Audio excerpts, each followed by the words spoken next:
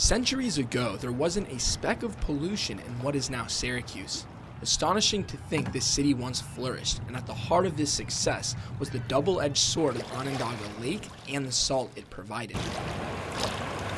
I think the salt industry put our community in a psychological frame of mind that lake was for industry. It wasn't long before the Industrial Revolution made its way to Syracuse, leaving an everlasting impact that would eventually prove to be consequential. By 1950, there were some 140 companies that were dumping directly into the lake or into tributaries that went into the lake. And before the dumping of waste started, the lake served a different purpose. It was a special place to both the wide variety of wildlife and the Onondagas. This lake is sacred.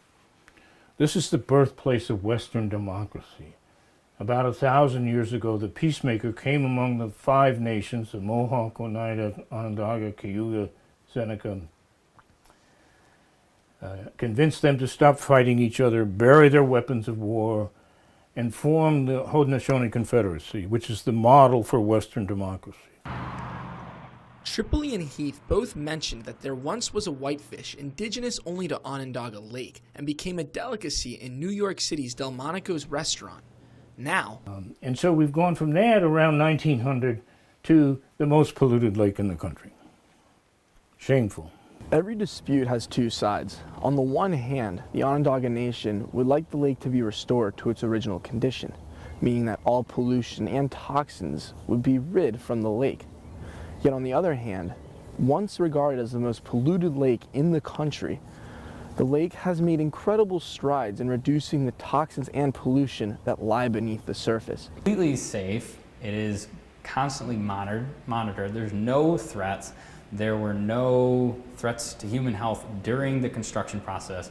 So by no means, now that there's an actual remedy, now that there's a full cap, and now that everything's completely closed and fine, are there any threats? And so people who say otherwise are just quite frankly making up their own information.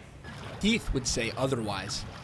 You can't leave 80% of toxic chemicals in the bottom of a lake and expect the water to get clean. Yet, Ryan Fogg, who has been fishing at the lake for more than 5 years, will tell you that while he doesn't trust the cleanliness, there has been a lot of improvement. It doesn't smell anymore. That's good. It's just not as murky as it used to be. While the lake will probably never be as it once was, the lake's very existence today is proof that Syracuse has a second chance. it's really a special place ecologically and naturally that was came pretty close to being lost forever. As far as if the lake is swimmable, just ask a glacier. I swam 2 miles in it. I swam from the boat launch to Willow Bay, wakeboarding last year, and I'm going to do some more water swimming. As for Ryan, I don't think so. I can't trust it. the lake is a Syracuse spectacle that must be preserved and maintained. Centuries ago, it was a beneficial part of society.